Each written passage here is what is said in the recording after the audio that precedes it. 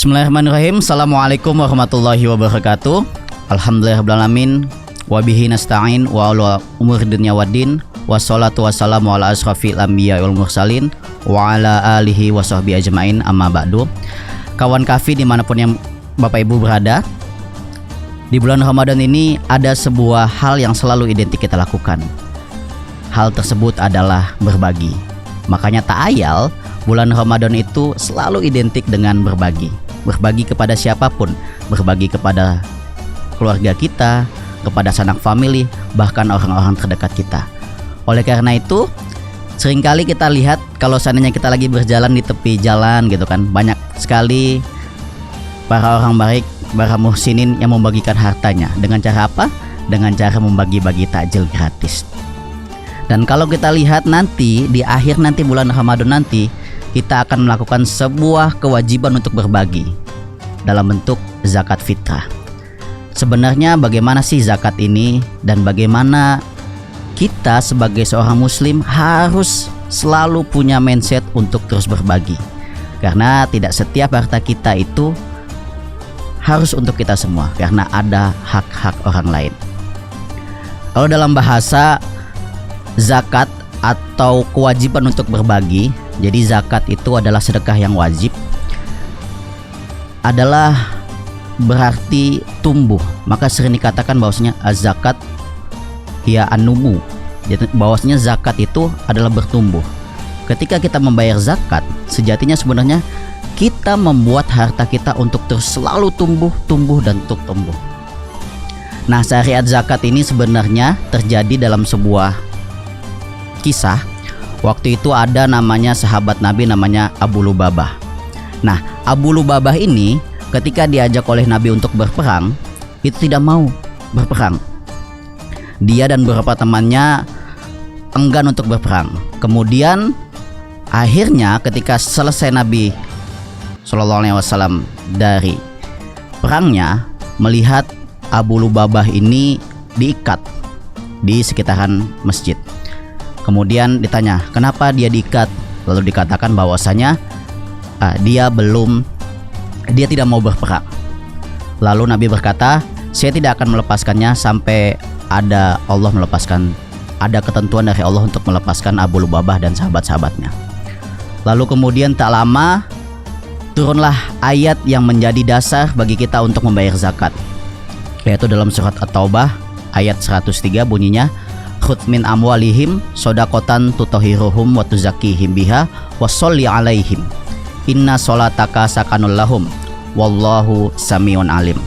Dikatakan di ayat ini bahwasanya khudz min amwalihim, ambillah dari harta mereka, shadaqatan, sebuah sedekah yang itu untuk mensucikan dan membersihkan harta mereka, wa sholli alaihim, dan berdoalah untuk mereka, inna sholataka, sesungguhnya sholatmu itu sakanulahum, menenteramkan dan membuat hati mereka menjadi damai, wallahu samiun alim, dan Allah itu maha mendengar lagi maha mengetahui. Bapak Ibu, kawan kafi dimanapun berada, jadi ketika sudah ada turun ayat ini, akhirnya Abu Lubabah itu dilepaskan oleh Nabi karena diterima taubatnya. Jadi membayar zakat itu adalah sebuah kewajiban, karena ada kebahagiaan ketika Abu Lubabah dibebaskan oleh Allah untuk bisa taubatnya dibebaskan dan hartanya diambil untuk membayar zakat. Nah, kebahagiaan inilah dengan Abu Lubabah mengatakan, saya akan memberikan zakat. Nah, Bapak Ibu semua, zakat itu secara garis besar hanya ada dua, yaitu zakat mal dan juga zakat fitrah. Kalau zakat fitrah kita wajib membayarnya kecuali fakir miskin yang benar-benar tidak memiliki harta. Tapi bagi zakat mal ada ketentuannya, yaitu ketika sudah mencapai nisab dan juga sudah mencapai haul. Nah, ada sebuah analogi sederhana untuk melihat bagaimana sebuah zakat itu.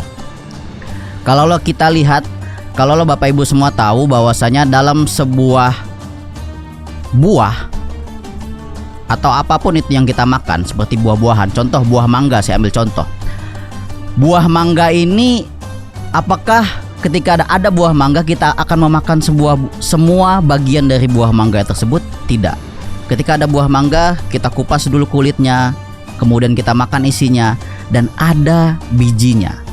Nah, bijinya ini tidak mungkin kita makan. Tidak ada dong yang mau makan biji mangga. Bijinya ini harus kita tanam. Ketika kita tanam, dia akan menjadi tumbuh. Itulah perumpamaan bagaimana berzakat. Jadi kewajiban zakat ini harus benar-benar kita lakukan. Kenapa? Karena ada sebuah istilah. Kita selalu kenal bahwasanya as-sholatu imaduddin. Salat itu adalah tiangnya agama. Tapi sebenarnya ada lanjutan selanjutnya, yaitu as-sholatu imaduddin waz zakatu qantaratul Islam. Bahwasanya salat itu tiang agama dan zakat itu adalah jembatan Islam. Maksudnya apa? Jembatan untuk mempermudah kita berinteraksi antar sesama manusia. Kalau seandainya kita mengumpamakan bahwanya sholat itu seperti hablum minallah, yaitu hubungan antara kita dengan Allah, hubungan ke atas, ya kan? Maka membayar zakat itu adalah hubungan kita dengan manusia. Jadi hubungan yang setara, horizontal dan vertikal, vertikal ke atas dan horizontal setara. Nah, ketika kita membayar zakat, berarti kita melakukan sebuah kecintaan. Sudah lengkap. Makanya kawan Kahfi semua dimanapun berada, di bulan Ramadan ini, di bulan yang mana bahwasanya setiap amal ibadah akan dikalikan berlipat-lipat, saya mengajak kepada kawan Kahfi semua untuk bersama-sama membayar zakat.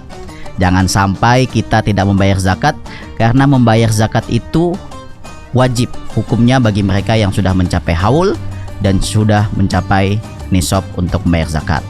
Nah, ketika membayar zakat sebenarnya siapa sih yang diuntungkan? Apakah mustahik sebagai penerima atau muzakinya sebagai orang yang memberi atau orang yang memberi zakat tersebut? Yang paling diuntungkan menurut kami, menurut saya adalah pemberi zakat tersebut. Karena pertama, dia hartanya akan tutohiruhum, akan dibersihkan, watuzaki, dan akan disucikan. Kemudian dia akan didoakan oleh amil, oleh orang yang berkewajiban untuk mengambil zakat tersebut. Dan ketika didoakan, inna sholataka sakanul lahum, sholatnya atau doanya tersebut akan membuat dia menjadi tenang. Bapak Ibu, beberapa banyak di antara kita yang hartanya banyak tapi tidak ada ketenangan dalam dirinya. Makanya kalau kita punya harta yang banyak, biar harta itu berkah dan menjadi ketenangan bagi kita, maka kita harus memberi. Dan Rasulullah SAW berkata, mana kasot ma'alun min sodakotin, tidak akan pernah berkurang harta mereka yang bersedekah. Jadi di bulan yang baik ini, di bulan yang penuh dengan segala hal-hal positif ini, saya mengajak Bapak Ibu semua, kawan Kahfi semua untuk sama-sama membayar zakat, bersedekah sebanyak mungkin. Khususnya bagi teman-teman Kahfi, silakan bayar zakatnya bersama Kahfi nanti pas penutupan kuliah. Ya, karena Kahfi ini nanti bekerja sama dengan Bazis DKI Jakarta. Jika kita membayar zakat, kita akan mendapatkan ketenangan sehingga menjadi harta kita menjadi berkah dan selalu menjadi ketenangan bagi diri kita. So, itu Bapak Ibu semua, bayar zakat, zakatnya bersama teman-teman Kahfi nanti ketika penutupan kuliah di tanggal 15 Maret 2025. Terima kasih. Wallahumma fiqh. Assalamualaikum warahmatullahi wabarakatuh.